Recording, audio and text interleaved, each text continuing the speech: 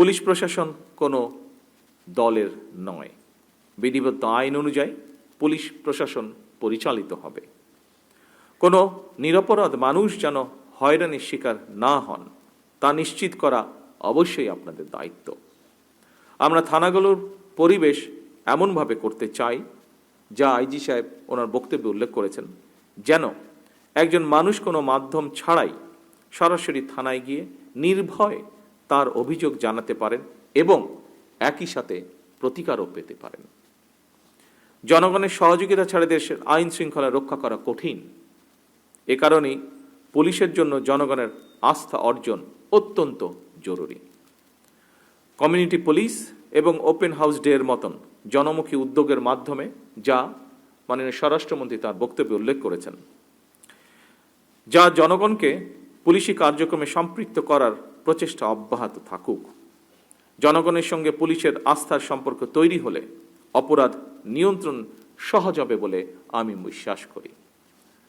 বাল্যবিবাহ, নারী ও শিশু নির্যাতন কিংবা চুরি ডাকাতি, দাঙ্গা হ্যাঙ্গামা ফ্যাসাদের মতন সমাজে চলমান প্রথাগত অপরাধমূলক কার্যক্রমগুলোর পাশাপাশি শুধু আমাদের দেশেই নয়, বিশ্ব জুড়েই বেড়ে চলেছে সাইবার ক্রাইম।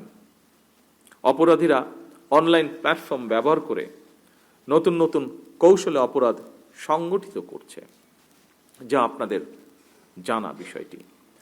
বিশেষ করে সাইবার বুলিংয়ের মাধ্যমে নারীদের জন্য অশান্তির কারণ হয়ে দাঁড়িয়েছে সাইবার বুলিং।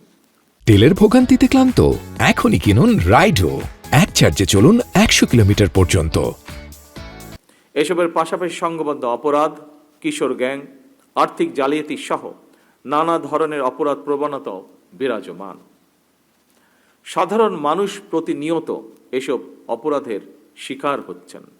দেশে মাদক এবং অনলাইন জুয়ার ব্যাপারেও জনমনে উদ্বেগ রয়েছে।